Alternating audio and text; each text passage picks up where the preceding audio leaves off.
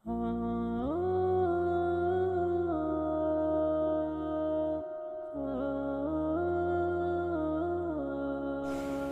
شاگرد اچھا لگتا ہے استاد کی تعلیم کو ڈسکس کرتا؟ اور وہ کبھی ڈسکس کرے تو استاد کو یہ اچھا لگے گا؟ یہ آپ کسی بھی مہذب معاشرے میں کبھی یہ کام کر کے دیکھیں، یہ تکلیف کا باعث ہے۔ لیکن میں کس طرح یہ بات عرض کروں کہ لوگ امتی ہو کے نبی پاک کا علم شریف ڈسکس کرتے ہیں، وہ لے کے بیٹھے ہیں اپنے پاس کاغذ قلم اور لے کے بیٹھے ہیں حدود اربع کہ ہم بتائیں گے اتنا تھا اتنا نہیں تھا۔ یہ شکوک پیدا کیے گئے، شکوک کمزور کرنے کی کوشش کی گئی تاکہ کسی طریقے سے جتنی چیزیں آج دنیا میں لانچ کی گئی ہیں یہ صرف شکوک پیدا کرنے کے لیے، تاکہ خالی ذہن لوگوں کے دلوں میں آپ مانے نہ مانے۔ میں جتنے لوگوں سے ملتا ہوں میں تجربے سے کہہ سکتا ہوں کہ ایک بڑا طبقہ ایسا ہے جسے صرف مشکوک بنایا گیا ہے، جسے صرف ڈسٹرب کیا گیا ہے ذہنی طور پر۔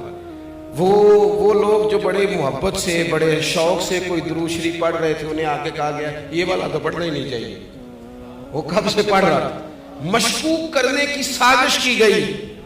اسی طرح سے ایک بندہ مرزا غلام قادیانی، اچھا اعلیٰ حضرت نے جہاں بھی لکھا ہے غلام احمد قادیانی نے لکھا، مرزا غلام قادیانی بس، اس کو تیار کیا گیا۔ آپ دیکھیں کہ ایسا بیوقوف آدمی لانچ کیا گیا مارکیٹ میں۔ وہ آیا پہلے سادھو بن کے، وہ ہم دم کرانے بھی تو جس کے مرضی پاس چلے جاتے ہیں نا، یہ بھی کوئی کرائیٹیریا نہیں جی، یعنی وہ بابا جی سادے ہیں جی، کیوں سادے ہیں؟ کہتے ہیں نہائے نہیں مہینہ ہو گیا۔ میں نے کہا سادہ ہونا اور گندا ہونا ان میں فرق ہے۔ سادہ تو وہ شخص ہوتا ہے جس کو کوئی مہنگے کپڑوں کا شوق نہ ہو، کوئی مطلب اسے پروٹوکول کا شوق نہ ہو۔ سادگی کا کیا مطلب ہے کہ بندہ منہ نہ دھوئے؟ یہ کہاں کی سادگی ہے؟ تو پہلے کبھی وہ سادھو بن کے آیا، کبھی کچھ بن کے آیا، پھر اس نے نا چونکہ باقاعدہ وظیفہ خور تھا، اس نے پھر عجیب و غریب دعوے شروع کیے۔ اس نے کہا معاذ اللہ میں نبی ہوں۔ اور آپ کو بتاؤں یہ علماء کے لیے بات انوکھی نہیں تھی، کیونکہ رسول کریم نے فرما دیا تھا، محبوب نے پہلے ہی سمجھا دیا تھا، فرمایا 30 جھوٹے لوگ ہوں گے جو دعوی نبوت کریں گے، اور 2 تو حضور کے ظاہری زمانے میں ہی آ گئے، ظاہری زمانے میں آ گئے۔ تو یہ حضور نے، اب اس نے کیا کیا؟ اس نے کہا میں نبی ہوں، پھر عجیب و غریب تعویلات کرنے لگا۔ وہ لوگ ڈھونڈ کے لاتے ہیں نا چیزیں اپنی مرضی کی، آپ جس کے پاس بھی جائیں وہ دلیل رکھتا ہے، جس کے پاس بھی جائیں وہ کوئی نہ کوئی اس کے پاس کہانی ہوتی ہے، سٹوری ہوتی ہے۔ وہ تو ابو جہل بھی کہا کرتا تھا کہ دیکھو جی اچھے بھلے رہ رہے تھے، اور یہ انہوں نے ایک بھائی کلمہ پڑھ گیا، دوسرا پڑھتا نہیں، گھر میں لڑائی شروع ہو گئی۔ کہانی تو اس کے پاس بھی تھی نا۔ وہ یہ بھی کہتا تھا دیکھو جی ہمارے باپ دادا کو کہتے ہیں وہ گمراہ تھے، حالانکہ وہ تھے گمراہ۔ تو کہانی تو کوئی نہ کوئی اپنے دفاع کے لیے سب نے بنائی ہوئی ہوتی ہے معاذ اللہ۔ اس نے جب کہا میں نبی ہوں تو وہی لوگ میدان میں آئے جو ہمیشہ آیا کرتے ہیں، وہی لوگ آئے، علماء ربانی جی، مارے کھائیں، جیلیں کاٹی۔ مولانا نیازی کو تکلیف ہوئی، کئی مہینے جیل میں رہے۔ حضرت سید خلیل شاہ صاحب علامہ ابو الاسناد صاحب کے بیٹے جیل میں گئے، 20 درجنوں علماء پابندے سلاسل ہوئے۔ اور جب اس کے گرد گھیرا تنگ ہوا تو تعویلات کرنے لگا، کہنے لگا نہیں میں تو ذلی نبی ہوں، میں تو امتی نبی ہوں۔ بھئی یہ کون سی نئی تعریف تم نے گٹھی کی؟ اپنے لوگوں کو سمجھانے کے لیے، قائل کرنے کے لیے، آپ میری بات کو سمجھیں اچھے طریقے سے۔ ایک بڑی عجیب بات ہے دنیا کے اندر کہ لوگ کہتے ہیں یار یہ تو ان کے گھر کا آدمی ہے، یہ گھر کا آدمی آ کے یہ بات کہہ رہا ہے تو یہ تو نہیں غلط کہہ رہا ہوگا۔ ان لوگوں نے یہ کیا کہ اسلام کا لبادہ اوڑھ کے جب یہ کہنا شروع کر دیا نا کہ حضور آخری نبی نہیں، معاذ اللہ، تو انہوں نے ایک دروازہ کھولنا چاہا، ایک نیا شک پیدا کرنا چاہا۔ وہ جو امت حضور سے وابستہ ہو گئی تھی پوری طرح، ان کے ذہنوں کو منتشر کرنا چاہا، ایک نیا دروازہ، تاکہ جس کا جی چاہے وہ اندر آ جائے، جس کا جی چاہے وہ اندر آ جائے۔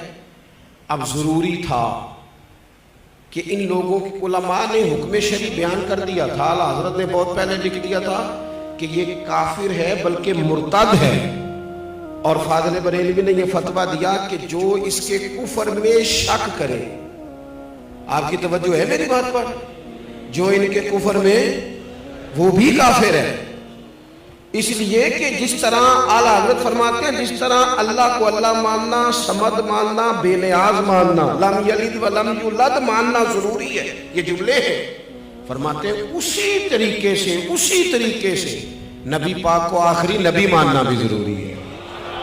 اور جو آیت میں نے قرآن مجید کی پڑھی، ما کان محمد ابا احد من رجالکم ولکن رسول اللہ وخاتم النبیین، فرمایا محمد صلی اللہ تعالی علیہ وسلم مردوں میں سے کسی کے باپ نہیں، ہاں وہ اللہ کے رسول ہیں اور نبیوں میں سب سے آخری ہیں۔ اور آپ کو درجنوں اور سینکڑوں احادیث ملے گی، کسی میں وضاحت کے ساتھ اور کسی میں کنایے کے ساتھ، اور حضور نے نا باریک کر کے مسئلہ ختم نبوت بیان کیا، کہیں شک نہ پیدا ہو جائے، باریک کر کے کسی جگہ شک نہ پیدا ہو، یعنی ذرا بھی گنجائش نہیں دی، ذرا بھی۔ فرمایا میرے بعد اگر نبی ہوتے تو عمر بن خطاب ہوتے، اور ساتھ ہی فرما دیا ہوں میں آخری نبی، میرے بعد ہوگا کوئی بھی نہیں۔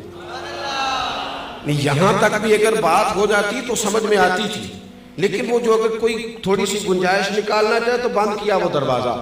نبی پاک علیہ السلام نے حضرت مولا علی شیر خدا سے فرمایا تم میرے لیے اسی طرح ہو جس طرح حضرت موسیٰ علیہ السلام کے ساتھ حضرت ہارون علیہ السلام ان کے بھائی تھے، کیونکہ حضرت ہارون بھی نبی تھے، حضرت موسیٰ بھی نبی تھے۔ اب محبوب کریم نے اس دروازے کو فوراً بند کیا، یہاں تک بھی بات ہو جاتی تو امت سمجھ جاتی کہ یہ بھائی بھائی کی تمثیل ہے۔ حضور نے ایک اور مقام پہ بھی کہا لی میرے بھائی ہیں دنیا اور آخرت میں، لیکن حضور نے انہیں کہا ہے، انہوں نے نہیں کہا نبی پاک کو کہ بھائی ہیں، انہوں نے جب بھی کہا یا رسول اللہ ہی کہا ہے۔ نبی پاک صلی اللہ تعالیٰ علیہ وآلہ وسلم نے کہا میرے لیے علی اسی طرح ہے جس طرح حضرت موسیٰ کے لیے ہارون تھے، لیکن ساتھ ہی پھر وضاحت کی، فرمایا یہ یاد رکھنا میرے بعد نبی کوئی نہیں۔ یعنی یہاں کوئی آدمی اگر یہ تعویل کرنے کی کوشش بھی کرے کہ دیکھو کیا بیان ہو رہا ہے، تو وضاحت کی، اور درجنوں جگہ پہ محبوب پاک علیہ السلام نے اس کی مکمل وضاحت کی، مکمل۔ اب مرزا قادیانی جب میدان میں آ گیا تو یہ جو ہمارے ہوتے ہیں نا سیاسی زعماء، یہ جو لوگ جو پارٹیاں الیکشن میں آتی ہیں، میرے دادا جی کہا کرتے تھے کہ فیصلہ ہمارے ہیں نا پنجاب میں پنچایت ہوتی ہے، اب تو خیر ختم ہو گیا معاملہ، پنچایتیں ہوتی تھی تو سرپنچ صاحب چودھری صاحب بھی فیصلہ کر دیتے تھے۔ تو دادا جان فرمایا کرتے تھے کہ جو چودھری اور جو سرپنچ الیکشن لڑنے لگتا تھا پھر ہم اس سے فیصلہ نہیں کراتے تھے، اس لیے کہ اس نے دونوں پارٹیوں سے ووٹ لے لیا، وہ کسی کو ناراض کرنے کی کوشش ہے، اس کے ووٹ کم ہو جاتے تھے۔ ہم اس سے فیصلہ نہیں کرایا کرتے تھے، ہم وہ والا سرپنچ ڈھونڈتے تھے کہ جو فیصلہ تو کرے لیکن اس لالچ میں نہ پڑے کہ اگر میں نے فیصلہ کسی کے خلاف کر دیا تو پھر وہ مجھے ووٹ نہیں دے گا۔ سیاسی زعماء کا یہ مسئلہ ہوتا ہے کہ انہوں نے لینے ہوتے ہیں ووٹ، کسی کمیونٹی کو ناراض نہیں کرنا چاہتے، یہ چاہ نہیں رہے تھے کہ ملک کے اندر قادیانیوں کو اقلیت قرار دیا جائے، چاہتے نہیں تھے سیاسی زعماء، اللہ ماشاءاللہ کچھ اچھے لوگ بھی ہمیشہ ہوتے ہیں، چاہ نہیں رہے تھے، پھر علماء کو جدوجہد کرنی پڑی۔ میں چھوٹا ورکر ہوں دین کا، شاید جتنے لوگ کام کر رہے ہیں ان سے سب سے چھوٹا میں ہوں، اور یہ عاجزی کے طور پر نہیں کہتا، میرا یہ حسن ظن ہے کہ میں نے زندگی میں بڑے بڑے مخلص لوگ دیکھے ہیں، جب ان کا کام ہم دیکھتے ہیں تو محسوس ہوتا ہے کہ واقعی ہم لوگ کمزور ہیں، ہمیں بہت کام کرنا چاہیے۔ آج بڑے وسائل ہیں، اپنی بات پہنچانا بڑا آسان ہے، لیکن جب پلٹ کے وہ زمانہ دیکھتے ہیں نا جب یہ مشترکہ تھا، ہندوستان پاکستان حکومت انگریز کی تھی اور قادیانی کے خلاف تحریک چلانی تھی، تو کتنی جد و جہد کرنی پڑی اعلیٰ حضرت فاضل بریلوی، کتنی کوشش کرنی پڑی پیر جماعت علی شاہ صاحب کو، اور شہزادے ہیں حضور غوث پاک کے پیر میرے علی شاہ صاحب۔